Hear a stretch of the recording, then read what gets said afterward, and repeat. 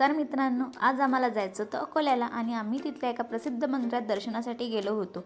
मंदिर इतकं सुंदर आणि शांत होतं की काय सांगू. पण त्या मंदिराबद्दल सांगण्याआधी आज आम्ही अकोल्याला नक्की कशासाठी गेलो होतो ते आधी तुम्हाला सांगते. त्यानंतर आम्ही सकाळीच अकोल्याला जाण्यासाठी निघालो. सगळेजण छान रेडी झाले होते आणि आमची कार्तिकी पण खूप गोड रेडी झाली होती. सकाळीच आम्ही गाडीत बसलो आणि प्रवासाला सुरुवात केली. रस्त्यात खूप सुंदर वातावरण होतं. आजूबाजूला हिरवीगार झाडं, झुडपं आणि निसर्ग खूप छान दिसत होता. प्रवास करताना हवाई खूप छान होती, त्यामुळे प्रवास अजूनही आनंददायी झाला. कार्तिकी तर इतकी एक्सायटेड होती की तिला काय करू काय नाही असं झालं होतं. कधी बाहेर बघत होती, कधी गाडीत मस्ती करत होती. सांग पटकन. कुठे चालला आपण? अरे वा, कोणत्या तुझ्या घरी चाललो? हो ना, तुझ्या घरी. बापरे, तुम्ही घेता येतं थोड्याच वेळात आम्ही अकोल्याला पोहोचतो. तिथे आमच्या ननदबाई आमची वाट बघत होत्या.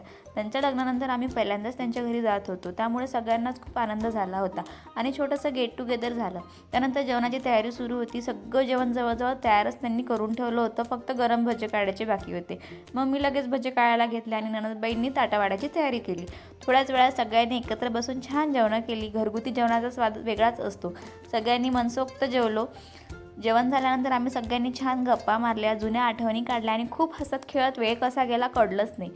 घर खूप सुंदर डेकोरेट करून ठेवलं होतं. ड्रॉइंग टीचर असल्यामुळे त्यांना डेकोरेशनची खूप आवड आहे आणि घरात प्रत्येक ठिकाणी त्यांची क्रिएटिव्हिटी दिसत होती. थोडा वेळ सगळ्यांसोबत घालवल्यानंतर आम्ही घरी निघालो.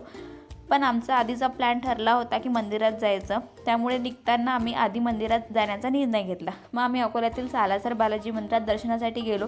खूप सुंदर आणि अप्रतिम मंदिर आहे, तुम्ही बघू शकता. मंदिर परिसर खूप स्वच्छ आणि शांत आहे. संध्याकाळी तिथे फाउंटेन सुरू होतात आणि लायटिंगमुळे मंदिराचं सौंदर्य अजूनच खुलून दिसते. खरंच खूप सुंदर आणि मनाला शांत करणारा अनुभव होता. जर तुम्ही अकोल्याला गेला तर नक्की या मंदिराला भेट द्या. खूप सुंदर आणि बघण्यासारखं मंदिर आहे. मंदिरात दर्शन घेतल्यानंतर आम्ही तिथून निघालो आणि परत आमच्या शेगावच्या दिशेने प्रवासाला सुरुवात केली. परत जाताना खूप सुंदर असा सनसेट पाहायला मिळाला आणि त्या क्षणांनी आमच्या दिवसाचा शेवट अजूनच खास झाला.